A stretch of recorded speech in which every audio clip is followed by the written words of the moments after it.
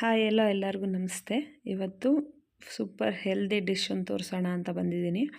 ಇವತ್ತು drum stick egg bhurji ಅಂದರೆ ನುಗ್ಗೆಕಾಯಿ ಸೊಪ್ಪಿನ ಎಗ್ ಬುರ್ಜಿ ಮಾಡೋದು ಹೇಗೆ ಅಂತ. ಫಸ್ಟು ಒಂದು ಪ್ಯಾನ್ ತೊಗೊಂಡು ನಾನು ಇಲ್ಲಿ ಒಂದು 4 ಸ್ಪೂನಷ್ಟು ಎಣ್ಣೆ ಹಾಕ್ಕೊಂಡಿದ್ದೀನಿ.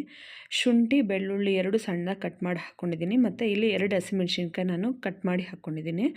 ಒಂದು 4 ಈರುಳ್ಳಿ, ಸ್ಮಾಲ್ ಸೈಜ್ 4 ಈರುಳ್ಳಿನ ನಾನು ಇಲ್ಲಿ ಸಣ್ಣದಾಗಿ ಹೆಚ್ಚಿ ಹಾಕ್ಕೊಂಡಿದ್ದೀನಿ. ನೋಡಿ, ಇಲ್ಲಿ ನೀವು ಸಣ್ಣದಾಗಿ ಹೆಚ್ಚಿ ಹಾಕ್ಕೊಂಡ್ರೆ ಎಗ್ ಬುರ್ಜಿಯಲ್ಲಿ ಚೆನ್ನಾಗಿರುತ್ತೆ. ನಿಮಗೆ ನೀಟಾಗೆ ಎಗ್ ಒಳಗಡೆ ಎಲ್ಲ ಮಿಕ್ಸ್ ಆಗಿಬಿಡುತ್ತೆ. ಮತ್ತು ನಾನು ಇಲ್ಲಿ 1 ಕಟ್ಟಷ್ಟು ನುಗ್ಗೆ ಸೊಪ್ಪನ್ನ ತೊಗೊಂಡಿದ್ದೀನಿ ಮತ್ತು ಹೂವನ್ನು ತೊಗೊಂಡಿದ್ದೀನಿ.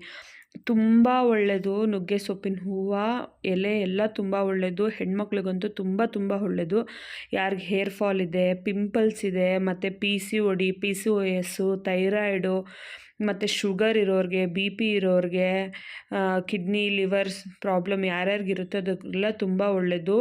ಅಟ್ಲೀಸ್ಟ್ ವಾರಕ್ಕೊಂದು ಸತಿ ಇಲ್ಲ 15 ದಿವಸಕ್ಕೊಂದು ಸತಿ ಆದ್ರೂ ಈ ಪಲ್ಯನ ಮಾಡ್ಕೊತೀನಿ. ಎಗ್ ತಿಂದೇ ಇರೋರು ಬರೀ ಪಲ್ಯನ ಸೇಮ್ ಇದೇ ಮೆಥಡೇ ಮಾಡಿ.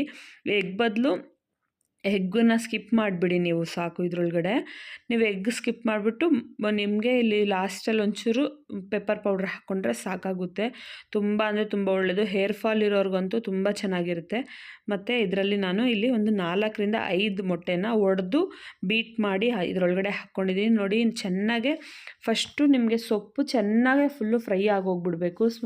ಚಿಕ್ಕದಾಗಿ ಆದಮೇಲೆ ಮೊಟ್ಟೆನೂ ಫ್ರೈ ಮಾಡಿಕೊಂಡು ನೀವು ಲಾಸ್ಟಲ್ಲಿ ಇದಕ್ಕೆ ಸ್ವಲ್ಪ ಪೆಪ್ಪರ್ ಪೌಡ್ರು ಮತ್ತು ಸಾಲ್ಟನ್ನ ಹಾಕ್ಕೊಂಡು ನಿಮ್ಗೆ ಎಷ್ಟು ಖಾರ ಬೇಕೋ ಅಷ್ಟು ಖಾರ, ಯಾಕಂದರೆ ನಾನಿಲ್ಲಿ ಮೊಟ್ಟೆದು ಸ್ಮೆಲ್ ಹೋಗಲಿ ಅಂತ ನಾನು ಪೆಪ್ಪರ್ ಪೌಡ್ರ್ ಹಾಕ್ಕೊಂಡಿದ್ದೀನಿ.